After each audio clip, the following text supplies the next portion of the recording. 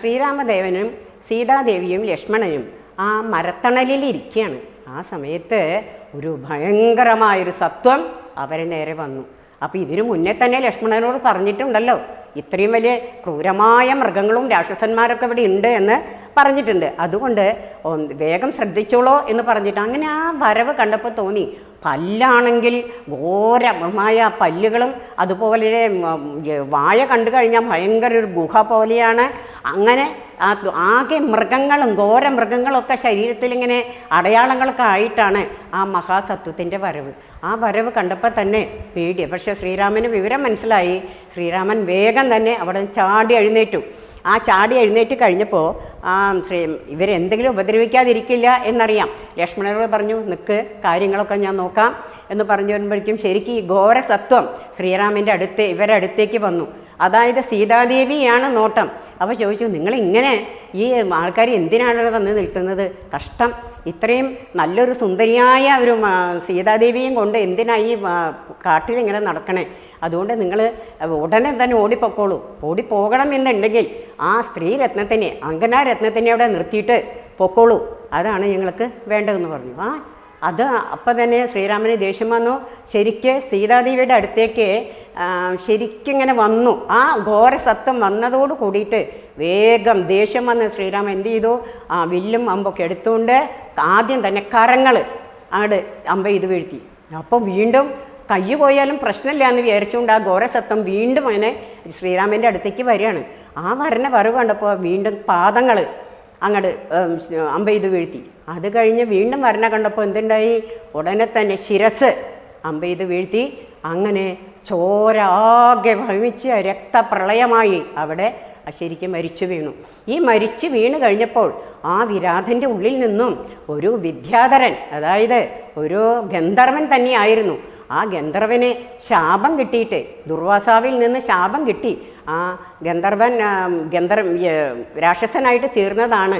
അതുകൊണ്ട് എനിക്ക് ആകാശത്ത് നോക്കിക്കഴിഞ്ഞപ്പോൾ ആ ഗന്ധർവൻ ഒരു സുന്ദരരൂപിയായ ഒരു അലങ്കാരഭൂഷിതനായിട്ട് നിൽക്കുന്നത് ശരിക്കും ശ്രീരാമൻ കാണുകയാണ്. ആ ശ്രീരാമൻ കണ്ടപ്പോൾ ഉടനെ തന്നെ ശ്രീരാമനോട് പറഞ്ഞു, ഇനി ഞാൻ ഇന്ന ആളാണ്, എന്നെ രക്ഷിക്കണം, എനിക്ക് അങ്ങയുടെ കയ്യിൽ നിന്ന് എനിക്ക് മോക്ഷം കിട്ടി, എനിക്ക് ആ മോക്ഷം ഞാൻ അങ്ങയെ സ്തുതിക്കാൻ പോവുകയാണ് എന്ന് പറഞ്ഞ് അദ്ദേഹം അവിടെ സ്തുതിക്കാനായിട്ട് തുടങ്ങി. അന്നേരമാശു കാണായി വന്നിതു വരുന്നത് അത്യുന്നതമായ മഹാസത്വം അത്യുഗ്രാരവം ഉദ്ധൂതവൃക്ഷം കരാളോജ്വലതം ശ്രാന്നിത വക്രഗഹ്വരം ഘോരാകാരമാരുണ്യനേത്രം വാമാംസലന്യസ്താശൂലാഗ്രത്തിങ്കലുണ്ടു ഭീമശാർധൂലസിംഹ മഹിഷവാരാഹാദി വാരണാമൃഗാവന ഗോചര ജന്തുക്കളും പുരുഷന്മാരും കരഞ്ഞേറ്റവും തുള്ളിത്തുള്ളി പച്ചമാംസങ്ങളെല്ലാം ഭക്ഷിച്ചു കൊണ്ടുച്ചത്തിൽ അലറി വന്നിടിനാൻ. അതുനേരം ഉത്താനം ചെയ്തു ചാപബാണങ്ങൾ കൈക്കൊണ്ടത ലക്ഷ്മണൻ തന്നോടരുൾ ചെയ്തിതു രാമചന്ദ്രൻ.